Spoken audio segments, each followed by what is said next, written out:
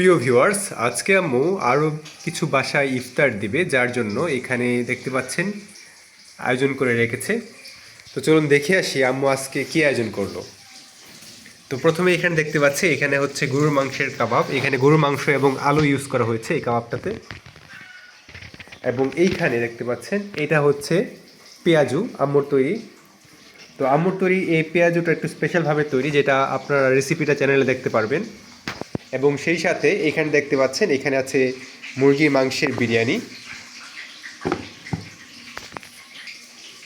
এই যে দেখতে পাচ্ছেন আম্মু দুইটা বড় কড়াই ভরে তারপর রান্না করেছে, যেহেতু বেশ কিছু বাসায় দিতে হবে।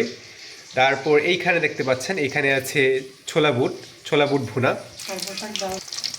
আর এইখানে আছে দেখতে পাচ্ছেন এটা হচ্ছে আপনাদের সকলের প্রিয় বেগুনি। এই বেগুনিগুলো দেখতে পাচ্ছেন কত সুন্দর করে ফুলেছে, আম্মু নিজ হাতে ভাজছে এগুলোকে।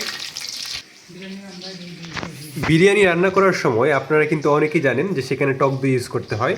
তো এখানে আম্মু আমাদের যে দুধটা দেওয়া হয় গরুর দুধ, সেই গরুর দুধ থেকে টক দই তৈরি করবে। যে দেখতে পাচ্ছেন এখানে আম্মুর আগে তৈরি করা টক দই ছিল, যেটা অলরেডি শেষ।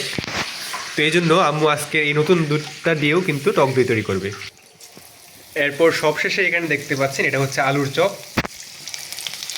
তো আম্মু আলুর চপগুলোকে এভাবে বেসনের মধ্যে চুবিয়ে তারপর কড়াইয়ে ছেড়ে দিচ্ছে। যাই হোক ভিউয়ার্স, তো আজকে এই ছিল আমাদের আয়োজন ইফতারের। অবশ্যই কমেন্ট করে জানাবেন কেমন লাগলো, এবং অবশ্যই মাশাআল্লাহ বলতে ভুলবেন না। তো সকলে ভালো থাকবেন, সুস্থ থাকবেন। আবারও দেখা হবে নতুন একটি ব্লগে ইনশাআল্লাহ। আল্লাহ হাফেজ।